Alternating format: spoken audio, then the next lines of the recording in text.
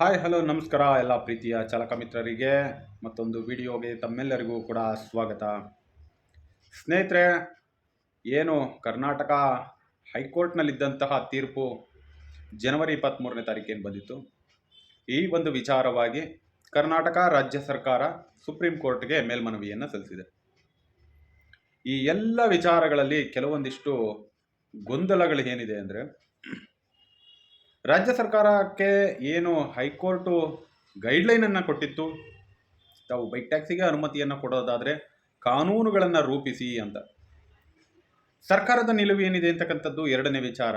ಆದರೆ ಸಾರಿಗೆ ಸಚಿವರು ಅವತ್ತಿನಿಂದಲೂ ಕೂಡ ನಾವು ಬೈಕ್ ಟ್ಯಾಕ್ಸಿಯ ವಿರುದ್ಧವಾಗಿದ್ದೀವಿ, ನಾವು ಬೈಕ್ ಟ್ಯಾಕ್ಸಿಗೆ ಯಾವುದೇ ಕಾರಣಕ್ಕೂ ಅನುಮತಿಯನ್ನು ಕೊಡೋದಿಲ್ಲ, ಈ ವಿಚಾರ ಕರ್ನಾಟಕ ಹೈಕೋರ್ಟ್ನಲ್ಲಿರೋದ್ರಿಂದ ಸ್ವಲ್ಪ ಸಮಯಾವಕಾಶನ ಕೊಟ್ಟು ನಿಲ್ಲಿಸ್ತೀವಿ ಅಂತಕ್ಕಂತಹ ಮಾತನ್ನು ಹಲವಾರು ವೇದಿಕೆಗಳಲ್ಲಿ ಹೇಳಿರ್ತಕ್ಕಂಥದ್ದನ್ನು ತಾವೆಲ್ಲರೂ ಕೂಡ ಸೂಕ್ಷ್ಮವಾಗಿ ಗಮನಿಸಿರ್ತೀರಿ.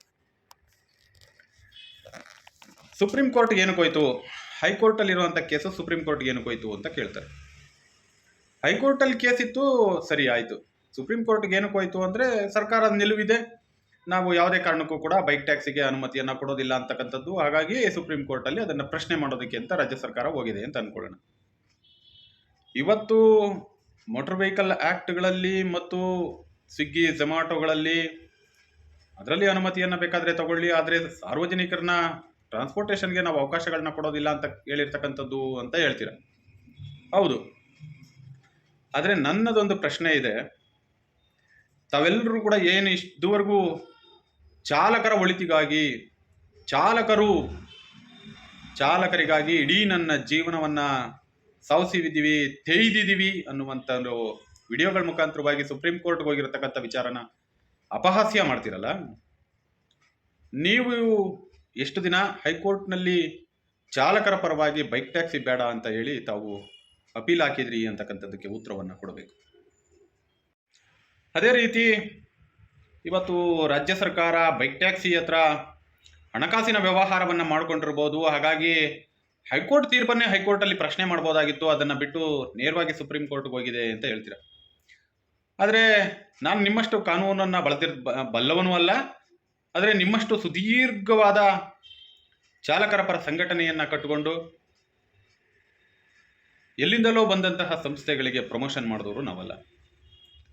ಅದೇ ರೀತಿ ಏನು ಆಟೋ ಚಾಲಕರ ಹೆಸರು ಹೇಳ್ಕೊಂಡು ಸಂಘಟನೆ ಕಟ್ಟಿರ್ತಕ್ಕಂಥವರು ಕನ್ನಡ ರಾಜ್ಯೋತ್ಸವಗಳಿಗೆ ಹಣನ ವಸೂಲಿ ಮಾಡ್ತಾರೆ, ಅದು ಸತ್ಯ.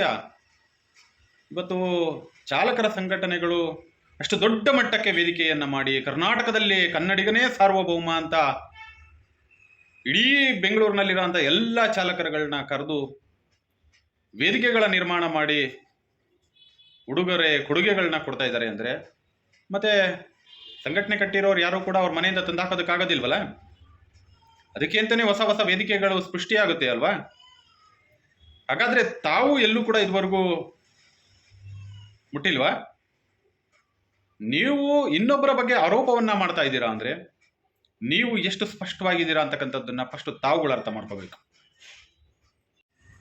ಏನು ಬೈಕ್ ಟ್ಯಾಕ್ಸಿ ವಿಚಾರ ಇದೆ, ಇದು ಸುಪ್ರೀಂ ಕೋರ್ಟ್ಗೆ ಹೋಗುವಂತಹ ವಿಚಾರ ಅಲ್ವೇ ಅಲ್ಲ. ಹೌದು, ಸತ್ಯ, ಸುಪ್ರೀಂ ಕೋರ್ಟ್ಗೆ ಹೋಗುವಂತಹ ವಿಚಾರ ಅಲ್ವೇ ಅಲ್ಲ. ಯಾಕೆ ಅಂದರೆ, ನೀವೆಲ್ಲರೂ ಒಗ್ಗಟ್ಟಾಗಿ ನಿಂತಿದ್ದಿದ್ರೆ ಅದನ್ನು ಹೈಕೋರ್ಟಲ್ಲೇ ಚ್ಯೂಟಿ ಹಾಕ್ಬೋದಾಗಿತ್ತು. ಇಲ್ಲ, ನೀವು ಎಲ್ಲರೂ ಒಗ್ಗಟ್ಟಾಗಿದ್ದಿದ್ರೆ ಇರುವಂಥ ಬೆಂಗಳೂರಿನಲ್ಲಿರೋ ಎಲ್ಲ ಚಾಲಕರುಗಳ ಮನವೊಲಿಸಿ ಆ ಬೈಕ್ ಟ್ಯಾಕ್ಸಿ ಅನ್ನೋದನ್ನು ಸಂಸ್ಥೆಯೇ ಮುಚ್ಚಿ ಹಾಕಿಸ್ಬಿಡ್ಬೋದಾಗಿತ್ತು. ಆದರೆ ತಾವುಗಳು ನಗುತ್ತಾ ಅದು ಏನು ಸ್ಪಷ್ಟವಾಗಿ ಹೇಳ್ತೀರಾ ಅಂದರೆ, ಇದು ಸುಪ್ರೀಂ ಕೋರ್ಟ್ಗೆ ಹೋಗುವ ವಿಚಾರವೇ ಅಲ್ಲ ಅಂತ ಹೇಳ್ತೀರಾ. ಆಗಿದ್ಮೇಲೆ ಹೈಕೋರ್ಟಲ್ಲಿ ಯಾಕೆ ಇದ್ರ ಬಗ್ಗೆ ನೀವೇ ಒಂದು ಸ್ವಯಂ ಪ್ರೇರಿತ ಕೇಸನ್ನು ದಾಖಲು ಮಾಡಿ, ನೀವೇ ಯಾಕೆ ಅದ್ರ ಬಗ್ಗೆ ಒಂದು ತನಿಖೆ ಆಗಲಿ, ನೀವು ಯಾಕೆ ಚಾಲಕರಿಗೆ ಕರೆ ಕೊಡೋದಿಲ್ಲ? ನೀವು ಒಂದು ಸಂಘಟನೆಯ ನಾಯಕರಾಗಿದ್ದುಕೊಂಡು ಹೈಕೋರ್ಟಲ್ಲಿ ಯಾಕೆ ಇದ್ರ ಬಗ್ಗೆ ಪ್ರಶ್ನೆ ಮಾಡಲಿಲ್ಲ? ಹೈಕೋರ್ಟಲ್ಲಿ ವಾದ ವಿವಾದಗಳಲ್ಲಿ ಯಾಕೆ ತಾವು ಭಾಗಿಯಾಗಲಿಲ್ಲ? ಫೈನಲ್ ಜಡ್ಜ್ಮೆಂಟ್ ದಿವಸ ಏನು ಬರ್ತದೆ ಅಂತಲೂ ಕೂಡ ತಿಳ್ಕೊಳ್ಳೋಕೆ ಪೇಷನ್ಸ್ ಇಲ್ಲದೆ ಇರೋಷ್ಟು ಮಟ್ಟಕ್ಕಿದ್ರಿ. ಆದರೆ ಇವತ್ತು ವಿಡಿಯೋ ಮುಖಾಂತರವಾಗಿ ಹೈಕೋರ್ಟ್ ಸುಪ್ರೀಂ ಕೋರ್ಟ್ಗೆ ಹೋಗೋ ಕೇಸೇ ಅಲ್ಲ ಅಂತ ಹೇಳ್ತೀರಾ. ಇದು ಹಾಸ್ಯಾಸ್ಪದನೋ ಸತ್ಯನೋ ಏನು ಅಂತ ನಮಗಂತೂ ಅರ್ಥ ಆಗ್ತಾ ಇಲ್ಲ. ನೀವೇ ವಿಚಾರಣೆಯನ್ನು ತಿಳಿಸ್ಕೊಡ್ಬೇಕು.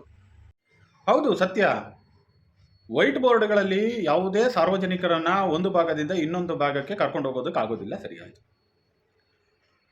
ಈ ಕೇಸು ವಿಚಾರಣೆ ಹಂತಕ್ಕಿಂತ ಹಿಂದೆಯೂ ಕೂಡ ವೈಟ್ ಬೋರ್ಡ್ನಲ್ಲಿ ಸಾರ್ವಜನಿಕ ಸೇವೆಯನ್ನು ಕೊಡ್ತಿದ್ರಲ್ಲ, ಇವತ್ತು ಮೊನ್ನೆ ಕಮಿಷನರ್ ಅವರು ಇದಾರಲ್ಲ, ಇವ್ರಿಗಿಂತ ಹಿಂದೆಯೂ ಕೂಡ ಒಬ್ರು ಕಮಿಷನರ್ ಇದ್ರಲ್ಲ. ಅದಲ್ಲದೆ ಸತತವಾಗಿ 9 ವರ್ಷದಿಂದಲೂ ಕೂಡ 9-10 ವರ್ಷದಿಂದಲೂ ಕೂಡ ಸುದೀರ್ಘವಾಗಿ ಸಾರ್ವಜನಿಕವಾಗಿ ಸೇವೆಯನ್ನು ಕೊಟ್ಕೊಂಡು ಬಂದ್ರಲ್ಲ ಸಂಸ್ಥೆಗಳು. ಇದ್ರ ವಿರುದ್ಧವಾಗಿ ತಮ್ಮ ಧ್ವನಿ ಏನು? ಏಕೆಂದರೆ ತಾವು ಒಂದು ಸಂಸ್ಥೆಯ ಪ್ರಚಾರದಲ್ಲಿ ಎಷ್ಟು ದೊಡ್ಡ ಮಟ್ಟಕ್ಕೆ ಚಾಲಕರುಗಳನ್ನ ಒಗ್ಗೂಡಿಸಿ ಆ ಸಂಸ್ಥೆಯನ್ನು ಬೆಳೆಸೋದಕ್ಕಿದ್ದಷ್ಟು ತಮಗೆ ಆಸಕ್ತಿ, ಇದೇ ಒಂದು ಚಾಲಕ ವರ್ಗ ಸಂಪೂರ್ಣವಾಗಿ ವಿನಾಶದ ದಾರಿಗೆ ಹೋಗುತ್ತೆ ಇಂಥದ್ದೊಂದು ಸಾರ್ವಜನಿಕ ಬದುಕಿನಲ್ಲಿ ಸೇವೆ ಅಂತಕ್ಕಂಥದ್ದು ಬಂದರೆ ಅನ್ನೋದನ್ನ ತಾವು ಯಾಕೆ ಅವತ್ತು ಮನಗಂಡು ಇರುವಂಥ ಎಲ್ಲ ವ್ಯವಸ್ಥೆಯ ಮುಖ್ಯಸ್ಥರುಗಳನ್ನ ಕರೆದು ಇದನ್ನು ಸರಿಪಡಿಸುವಂತಹ ಕೆಲಸವನ್ನು ತಾವು ಯಾಕೆ ಅವತ್ತು ಮಾಡಲಿಲ್ಲ ಅಂತಕ್ಕಂಥದ್ದು ಕೂಡ ಒಂದು ಪ್ರಶ್ನೆ ಆಗುತ್ತೆ.